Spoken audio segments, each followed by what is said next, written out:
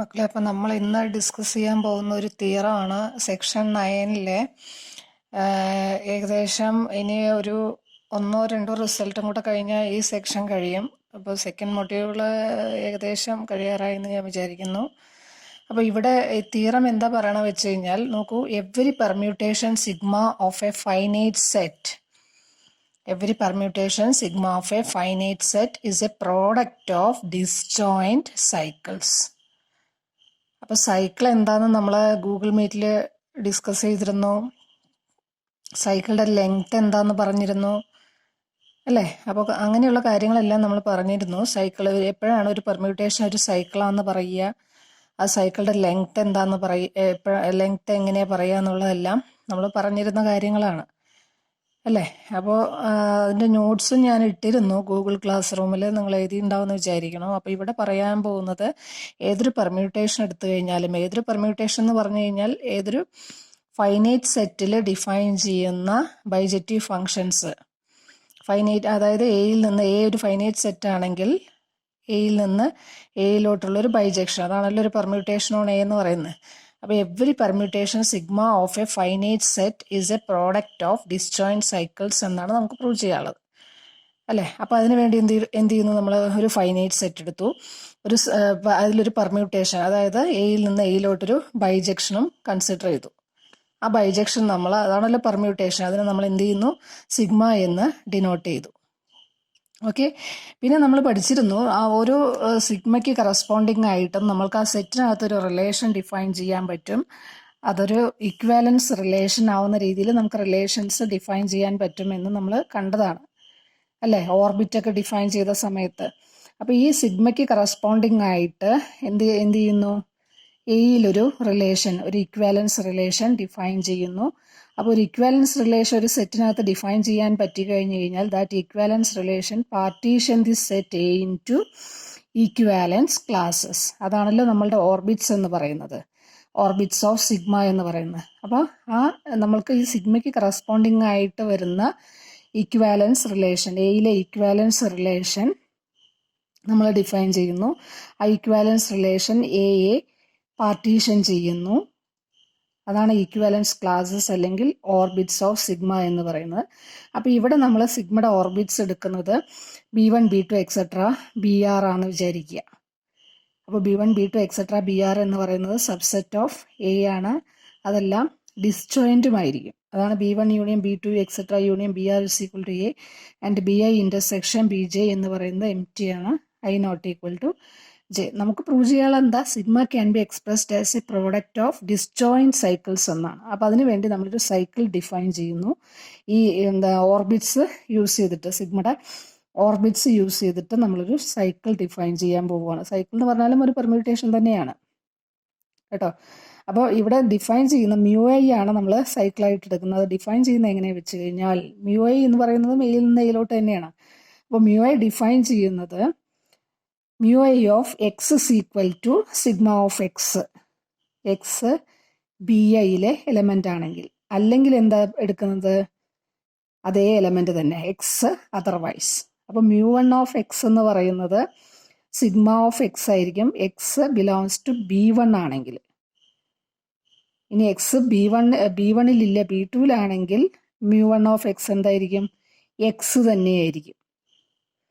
μ1 of x is equal to sigma of x if x belongs to B1 and equal to x otherwise. അതായത് അപ്പോൾ μ1 of x is equal to x belongs to B1 ആണെങ്കിൽ sigma of x, x doesn't belongs to B1 ആണെങ്കിൽ x തന്നെ കേട്ടോ. അപ്പോൾ clearly നമുക്ക് ഈ definition, ഇപ്പോൾ ഈ μi എന്ന് പറയുന്ന ഒരു സൈക്കിളാണെന്നറിയാം, എയിലൊരു സൈക്കിളാണെന്നറിയാം. ആ സൈക്കിൾ യൂസ് ചെയ്തിട്ട് നമുക്ക് എന്ത് ചെയ്യാം, സിഗ്മ എന്ത് പറയാൻ പറ്റും, സിഗ്മ എന്ന് പറയുന്നത് ഇങ്ങനെ ഡിഫൈൻ ചെയ്തിട്ടുള്ള സൈക്കിൾസിൻ്റെ പ്രോഡക്റ്റ് എന്ന് പറയുമ്പോൾ ഇവിടെ composition, sigma is equal to μ1 composition, μ2 composition etcetera μr. അത് ഈ ഡെഫിനിഷൻ തന്നെ നമുക്ക് ക്ലിയർ ആണ് അല്ലേ? അപ്പോൾ ഇവിടെ BIs എന്ന് പറയുന്നത് എന്താ, BI എന്ന് പറയുന്നത് ഓർബിറ്റ്സ് ഓഫ് സിഗ്മയാണ്, അതെല്ലാം ഡിസ്ജോയിൻ്റ് ആണ് അല്ലേ? അപ്പോൾ അത് യൂസ് ചെയ്ത് കൺസ്ട്രക്ട് ചെയ്യുന്ന സൈക്കിളും എന്തായിരിക്കും, ഡിസ്ജോയിൻ്റ് ആയിരിക്കും. അപ്പോൾ നമ്മളുടെ സിഗ്മയെ നമുക്ക് എന്ത് ചെയ്യാൻ പറ്റി, പ്രോഡക്റ്റ് ഓഫ് ഡിസ്ജോയിൻറ്റ് സൈക്കിൾസ് ആയിട്ട് എക്സ്പ്രസ് ചെയ്യാൻ പറ്റി. അപ്പോൾ ഏതൊരു ഫൈനൈറ്റ് സെറ്റ് എടുത്തു കഴിഞ്ഞാലും അവിടുത്തെ പെർമ്യൂട്ടേഷനെ നമുക്ക് എന്ത് ചെയ്യാൻ പറ്റും? Can be expressed as the product of disjoint cycles. കിട്ടിയോ? ഇനി താഴെ പറയുന്ന ഒരു പ്രോബ്ലം ആണ്. ഒരു പെർമ്യൂട്ടേഷൻ തന്നിട്ടുണ്ട്. ഇവിടെ എ എന്ന് പറയുന്ന സെറ്റിനകത്ത് 6 എലമെൻറ്റ്സ് 1 2 3 4 5 6 അല്ലേ? ആ പെർമ്യൂട്ടേഷൻ എങ്ങനെയാണെന്ന് പറയുന്നുണ്ട്. 1 6 പോകുന്നു, 2 5 പോകുന്നു, 3 2 പോകുന്നു, 4 4 തന്നെ, 5 3 6 1. അപ്പോൾ ഇത് എവിടുത്തെ എലമെൻറ്റാ? 6 ലെറ്റേഴ്സ് യൂസ് ചെയ്ത് കൺസ്ട്രക്ട് ചെയ്യാവുന്ന പെർമ്യൂട്ടേഷൻ എന്ന് പറയുന്നത് എവിടുത്തെ എലമെൻ്റ് ആയിരിക്കും? S6 element. Product as a product ഇത് സിഗ്മ ബിലോങ്സ് ടു S6 എന്ന് പറഞ്ഞാൽ എന്താ? S6 symmetric group of all permutations on 6 letters അല്ല. ഇതിന് എന്താ ക്വസ്റ്റ്യൻ എന്താ? ഇതിന് നമുക്ക് ഈ S6 സിഗ്മയെ നമ്മൾക്ക് ഡിസ്ജോയിൻറ്റ് സൈക്കിൾസിൻ്റെ പ്രോഡക്റ്റ് ആക്കിയിട്ട് എഴുതാൻ പറഞ്ഞിട്ടുണ്ട്. അപ്പോൾ നോക്കൂ, നമ്മൾ എഴുതാൻ തുടങ്ങുന്നു. 1 എങ്ങോട്ടാണ് പോകുന്നത്? 6 6 അഗെയിൻ 1. അപ്പോൾ 1 6. പിന്നെ അടുത്ത എലമെൻ്റ് ആരാ? 2 2 5 പോകുന്നു, 5 3 പോകുന്നു, 3 അഗെയിൻ 2 പോകുന്നു. അപ്പോൾ 2 5 3 അഗെയിൻ 2. അപ്പോൾ ഈ അടുത്ത സൈക്കിൾ. അപ്പോൾ ഇതിൻ്റെ രണ്ടിൻ്റെയും പ്രോഡക്റ്റാണ് ഇതെന്ന് പറയുന്നത്. 4 4 തന്നെയാണ്. അതുകൊണ്ട് അത് നമ്മൾ എഴുതാറില്ല. സൈക്കിൾസിൻ്റെ പ്രോഡക്റ്റ് ആക്കിയിട്ട് എഴുതുന്ന സമയത്ത് അത് എഴുതാറില്ല. അപ്പോൾ നോക്കൂ, നമുക്കിപ്പോൾ എന്താ കിട്ടിയത്? അതുപോലെ അപ്പോൾ ഈ ഒരു പെർമ്യൂട്ടേഷൻ നമുക്ക് എന്ത് ചെയ്യാൻ പറ്റി? ഡിസ്ജോയിൻറ്റ് സൈക്കിൾസിൻ്റെ, ഇത് രണ്ടും ഡിസ്ജോയിൻ്റ് അല്ലേ? കോമൺ ആയിട്ട് ആരെങ്കിലും വരുന്നുണ്ടോ ഇതിനകത്ത്? ഇല്ല, രണ്ടും ഡിസ്ജോയിൻറ്റ് സൈക്കിൾസ് ആണ്. അപ്പോൾ ഒരു പെർമ്യൂട്ടേഷനെ we can express as the product of disjoint cycles. പിന്നെ പറയുന്ന ഒരു കാര്യം എന്ന് പറയുന്നത് multiplication of disjoint cycles commutative ആണ്. ഇവിടെ ഡിസ്ജോയിൻറ്റ് സൈക്കിൾസ് ആണ്, അതിൻ്റെ മൾട്ടിപ്ലിക്കേഷൻ ആണ്, അത് കമ്മ്യൂട്ടേറ്റീവ് ആണ്. അപ്പോൾ 1 6 സൈക്കിൾ 1 6 ഇൻറ്റു 2, അതായത് 2 പറയുമ്പോൾ ഇൻറ്റു പറയുമ്പോൾ കോമ്പോസിഷൻ 1 6 ഇൻറ്റു 2 5 3 എന്ന് പറയുന്നതും 2 5 3 ഇൻറ്റു 1 6 എന്ന് പറയുന്നത് സെയിം തന്നെയാണ്. കാരണം ഇത് ഡിസ്ജോയിൻറ്റ് സൈക്കിൾസ് ആണ്. അതിൻ്റെ പ്രോഡക്റ്റ് എന്താണ്? കമ്മ്യൂട്ടേറ്റീവ് ആയതുകൊണ്ട് ഇതിൽ പൊസിഷൻ ഇമ്പോർട്ടൻസ് ഇല്ല. ഡിസ്ജോയിൻറ്റ് സൈക്കിൾസ് ആണെങ്കിൽ മാത്രം. ഡിസ്ജോയിൻറ്റ് സൈക്കിൾസ് അല്ലെങ്കിൽ കഥ മാറും, കമ്മ്യൂട്ടേറ്റീവ് അല്ലാണ്ടായി മാറും. അത് നമ്മൾ നോക്കാം കേട്ടോ. ഇനി അടുത്ത് പറയുന്നത് പ്രോഡക്റ്റ് ഓഫ് സൈക്കിൾസ്. രണ്ട് സൈക്കിൾസ് തന്നിട്ടുണ്ട്. അതിൻ്റെ തന്നെ വരും പ്രോഡക്റ്റ് കാൽക്കുലേറ്റ് ചെയ്യാനാണ് പറയുന്നത്. അപ്പോൾ ഇവിടെ തരുന്ന സൈക്കിൾസ് എന്ന് പറയുന്നത് S6 രണ്ട് സൈക്കിൾസ് ആണ്. അപ്പോൾ 1 4 5 6 1 4 5 6 എന്ന് പറയുമ്പോൾ സൈക്കിളിൻ്റെ പ്രത്യേകത എന്താ? 1 4 പോകുന്നു, 4 5 പോകുന്നു, 6 1 വരുന്നു.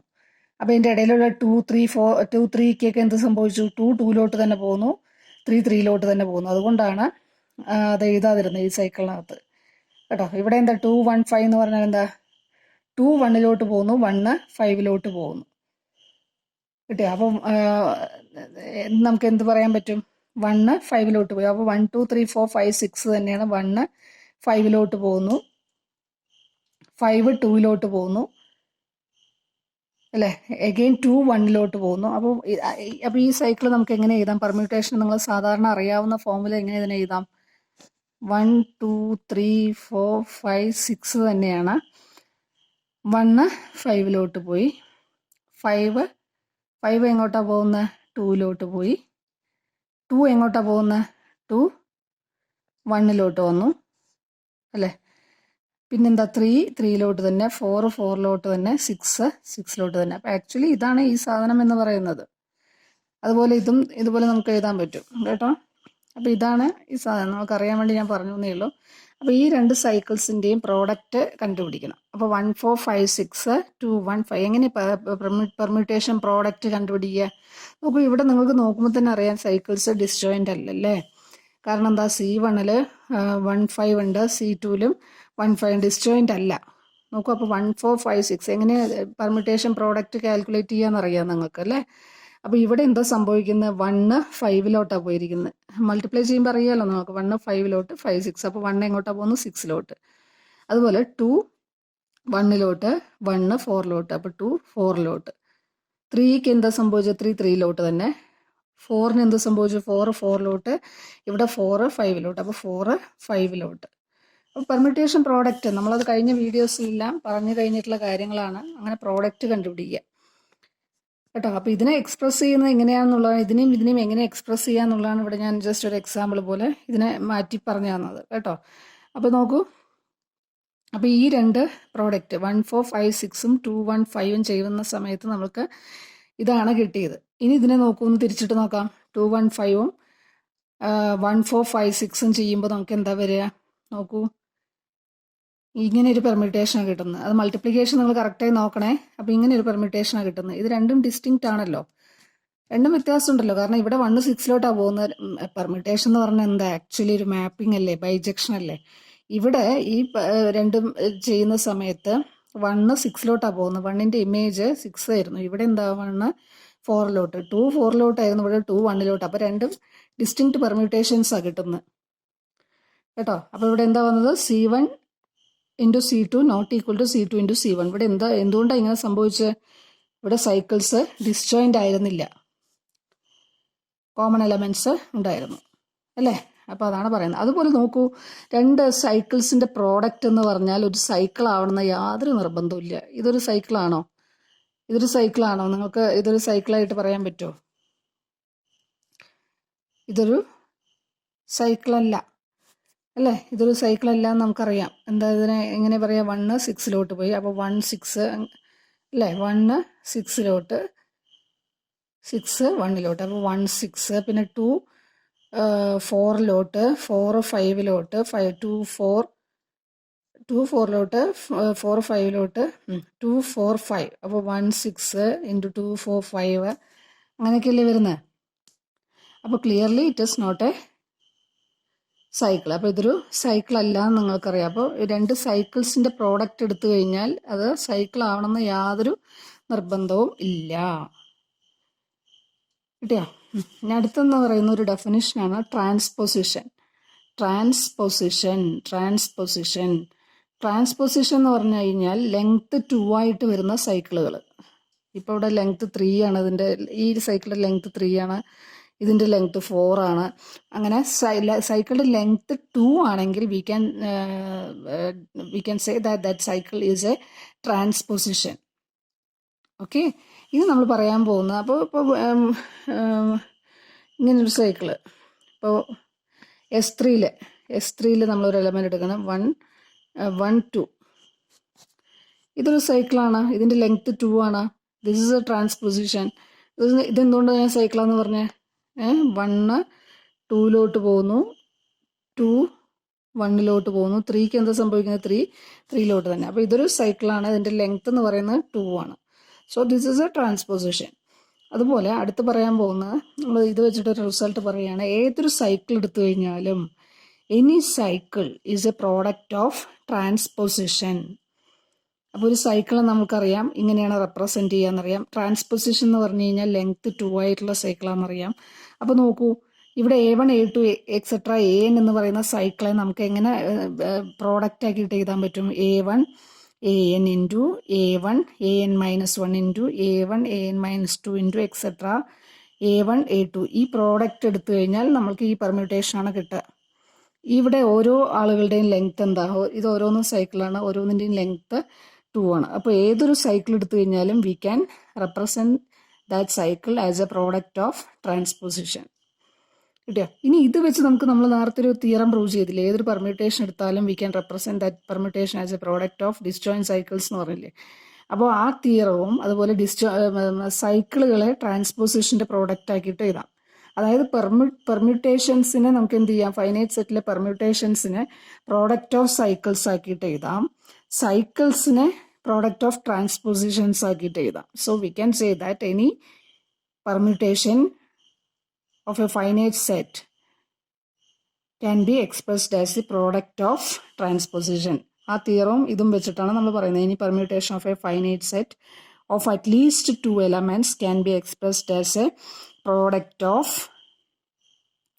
2 elements is a product of transposition. അപ്പോൾ ആ തിയറും ഈ റിസൾട്ടും കൂടെ കമ്പൈൻ ചെയ്തിട്ടാണ് ഈ റിസൾട്ട് നമ്മൾ പ്രൂവ് ചെയ്തിട്ടുള്ളത് കേട്ടോ. അപ്പോൾ അതാണ് ട്രാൻസ്പൊസിഷനെ കുറിച്ച് പറയാനുള്ളത്. ഇനി നമ്മൾ പറയാൻ പോകുന്നത് SN. SN എന്ന് പറഞ്ഞാൽ നിങ്ങൾക്കറിയാം SN എന്താ? SN കോളേജ് അല്ല. S suffix N. എസ് താഴെ N. SN എന്ന് പറഞ്ഞാൽ എന്താ? Symmetric group of all permutations on N letters.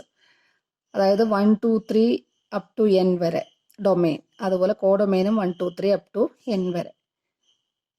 അപ്പോൾ അതിൽ നിന്ന് 1 2 3 അപ് ടു Nൽ നിന്ന് 1 2 3 അപ് ടു Nലോട്ട് എത്ര ബൈജക്ഷൻസ് ഉണ്ട്? ആ ബൈജക്ഷൻസിന്റെ കളക്ഷനാണ് SNൽ വരുന്നത്. അതൊരു ഗ്രൂപ്പ് ഫോം ചെയ്യുന്നറിയാം with respect to function, composition അല്ലെങ്കിൽ പെർമ്യൂട്ടേഷൻ, മൾട്ടിപ്ലിക്കേഷൻ.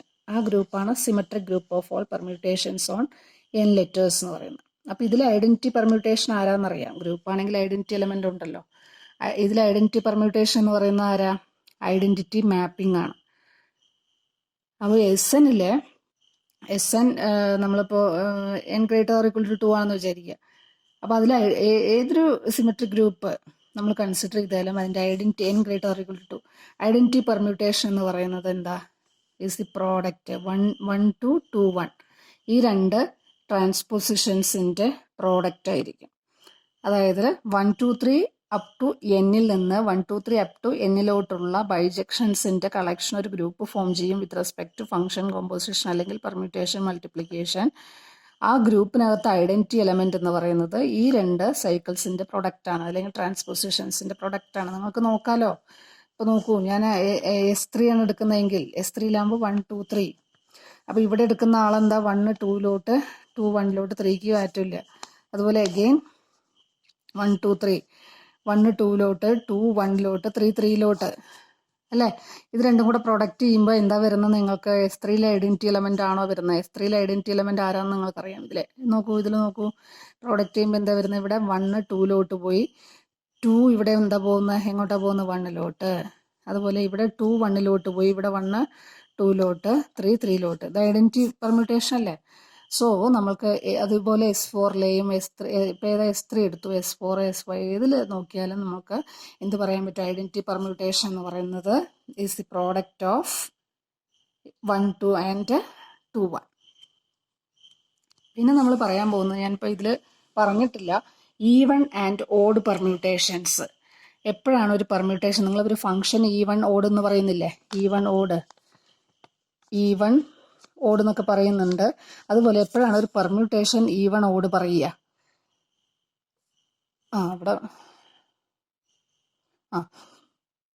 അപ്പോൾ ഒരു പെർമ്യൂട്ടേഷൻ ഈവൺ ആണെന്ന് പറയണമെങ്കിൽ ആ പെർമ്യൂട്ടേഷൻ നമ്മൾക്ക് ഈവൺ നമ്പർ ഓഫ് ട്രാൻസ്പോസിഷൻസിന്റെ പ്രോഡക്റ്റ് ആക്കിയിട്ട് എഴുതാൻ പറ്റണം.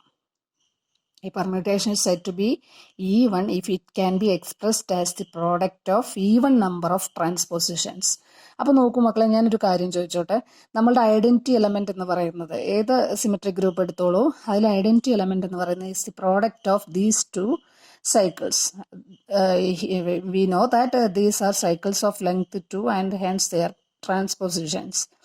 So in each SN, your identity element can be expressed as the product of two transpositions. രണ്ട് transpositions അല്ലേ ഇവിടെ വരുന്നത്.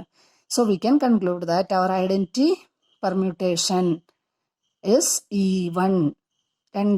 രണ്ടാളുകളുടെ രണ്ട് ട്രാൻസ്പോസിഷൻസിന്റെ പ്രോഡക്റ്റ് ആക്കിയിട്ട് എഴുതാൻ പറ്റുന്നതുകൊണ്ട് we can say that our identity permutation എന്ന് പറയുന്നത് ഈവൺ പെർമ്യൂട്ടേഷൻ ആയിട്ട് നമുക്ക് പറയാൻ പറ്റും. അപ്പോൾ ഫംഗ്ഷൻ ഈവൺ ഓഡ് പറയുന്ന പോലെ തന്നെ പെർമ്യൂട്ടേഷൻ എന്ന് പറഞ്ഞാലും ഒരു ഫംഗ്ഷനാണ്. അപ്പോൾ നോക്കൂ, പെർമ്യൂട്ടേഷൻ ഈവൺ ഓഡ് പറയുന്നത് എങ്ങനെയാണെന്ന് വെച്ച് കഴിഞ്ഞാൽ, ഒരു പെർമ്യൂട്ടേഷൻ സിഗ്മ എന്ന് പറയുന്നത് ഈവൺ ആവണമെങ്കിൽ അതിനെ ഈവൺ നമ്പർ ഓഫ് ട്രാൻസ്പോസിഷൻസിന്റെ പ്രോഡക്റ്റ് ആക്കിയിട്ട് എഴുതാൻ പറ്റണം. ട്രാൻസ്പോസിഷൻ എന്ന് പറയുമ്പോൾ സൈക്കിൾ ഓഫ് ലെങ്ത് 2. ഇനി ഓഡ് നമ്പർ ഓഫ് ട്രാൻസ്പോസിഷൻസിന്റെ പ്രോഡക്റ്റ് ആക്കിയിട്ടാണ് നിങ്ങൾക്ക് പെർമ്യൂട്ടേഷൻ എക്സ്പ്രസ് ചെയ്യാൻ കഴിയുന്നതെങ്കിൽ we can say that permutation is odd. അപ്പോൾ ഈവൺ ഓഡ് പെർമ്യൂട്ടേഷൻസ് എന്താണെന്നുള്ളത് മനസ്സിലായി. അപ്പോൾ ഞാനിത് ഡെഫിനിഷൻ ഇത് കഴിഞ്ഞിട്ടാണ് വരുന്നത്, അതാ ഇവിടെ കൊടുക്കാതിരുന്നത്. ഇനി അടുത്തൊരു തിയറം പറയുന്നത് എന്താ വെച്ച് കഴിഞ്ഞാൽ, നോ പെർമ്യൂട്ടേഷൻ. ഈ തിയറം കഴിഞ്ഞിട്ടാണ് ഈവൺ ഓഡ് പെർമ്യൂട്ടേഷൻസ് വരുന്നത്. അത് നമുക്ക് പിന്നീട് നോട്ടിടാം ഞാൻ. അപ്പം നോ പെർമ്യൂട്ടേഷൻ